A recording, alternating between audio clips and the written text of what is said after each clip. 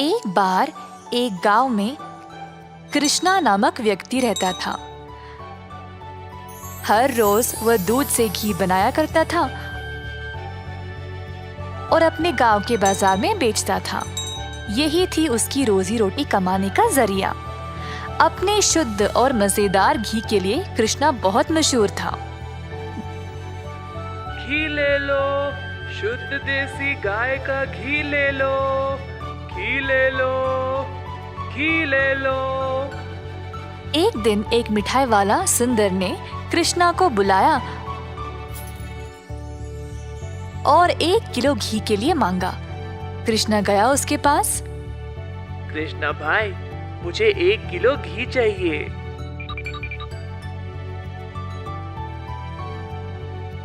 कृष्णा घी को तोलने लगा। जब सुंदर ने देखा कि घी कितना शुद्ध था, तो वह अपने आप को रोक ही नहीं पाया। सुंदर ने और घी लेने का निर्णय लिया। रुको कृष्णा, मुझे तुम 1 नहीं 2 किलो घी दे देना। पता नहीं बाद में बचेगा या नहीं।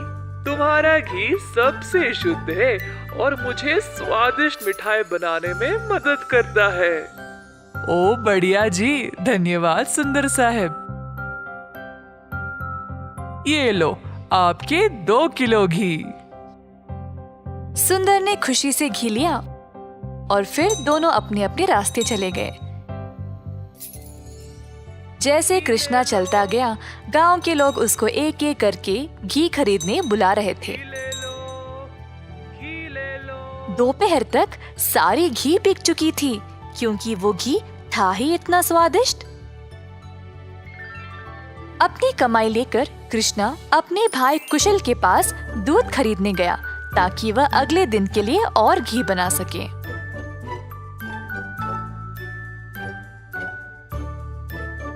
हर रोज कुशल देखता था कि उसका भाई बहुत घी बेचकर अच्छा पैसा कमा रहा था और उसका कारोबार दिन पे दिन और भी ज्यादा बढ़ने लगा। भाई, मुझे 5 लीटर दूध चाहिए घी बनाने के लिए। ओ, अभी तो मेरे पास नहीं है 5 लीटर। क्यों ना तुम शाम को आ जाओ, मैं तुम्हारे लिए बाजू में रखूंगा। कृष्णा के निकलने के बाद कुशल की पत्नी उसके लिए पानी लेके आई।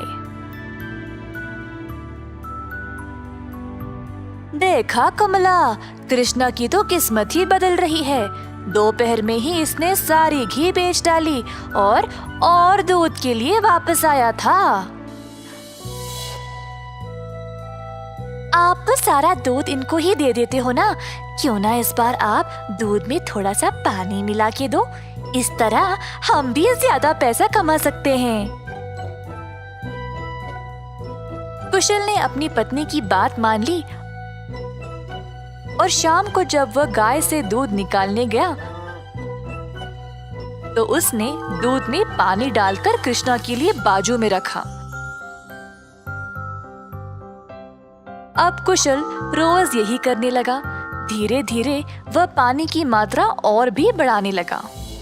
अब कृष्णा इस बात से अनजान समझ नहीं पाया कि उसकी घी की शुद्धता दिन पे दिन कम क्यों होती जा रही।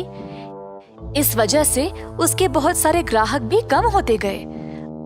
अब कृष्णा दूध की गुणवत्ता को जांचना चाहता था, तो उसने दही जमाया। जब दही जमा, तो उसने ऊपर इतना सारा पानी देखा। शायद गाय की सेहत ठीक नहीं है, इसीलिए अच्छा दूध नहीं दे रही होगी। मैं कुशल को ये बात बोलता हूँ। जब कृष्णा कुशल के घर गया, तो उसने अपने भाई और उसकी पत्नी को दूध में पानी मिलाते हुए देख लिया। अब उसको समझ आ गया कि उसकी घी की शुद्धता इतनी कम क्यों हो गई थी। ना जानते हुए कि वह क्या करे और बिना कुछ कहे कृष्णा वहां से निराश होकर चला गया। अब कृष्णा ने अपनी कमाई से 2 गाय खरीदे और खुद दूध निकालना शुरू किया। अब फिर से कृष्णा अच्छी वाली शुद्ध घी बनाने लगा। कृष्णा ने अपनी एक छोटी सी दुकान खोल ली, जहाँ पे वो शुद्ध देसी घी बेचने लगा। उसी समय सुंदर उसके पास आया और बोला, हाय कृष्णा, पिछले कुछ दिनों से घी कुछ ठीक नहीं है। मेरे मिठाइयों के लिए अच्छे ग्राहक थे, केवल आपकी शुद्ध घी की वजह से। उम्मीद है अब आप अच्छा घी बना रहे हो। मैं चाहता हूँ कि मेरे ग्राहक वापस आ जाए। आप ये 2 गाय देख रहे हो, ये मैंने ही लाए हैं अब खुद दूध निकालने।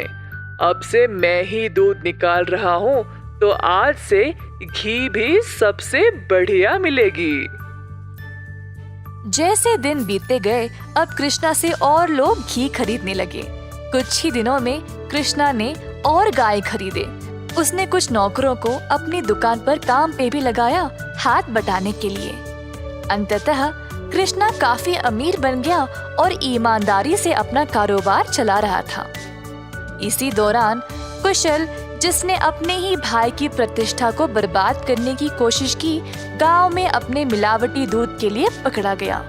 अब कुशल दूध भी नहीं बेच पाया और जल्द नुकसान में पड़ गया। उसे समझ नहीं आया कि अब वह क्या करे। कुशल को अपनी गलती का एहसास हुआ और अपने भाई से माफी मांगने गया। उसने कृष्णा से भीख मांगी माफी के लिए और नौकरी के लिए, ताकि वह अपने कर्जों को चुका सके। दयालु कृष्णा ने तुरंत अपने भाई को क्षमा कर दिया और गायों और कामगार की देखरेख के लिए काम दे दिया। इस कहानी से हम ये सीखते हैं कि दिल से माफी मांगने वाले को माफ कर देना चाहिए और हमेशा एक अच्छी प्रतिष्ठा रखनी चाहिए।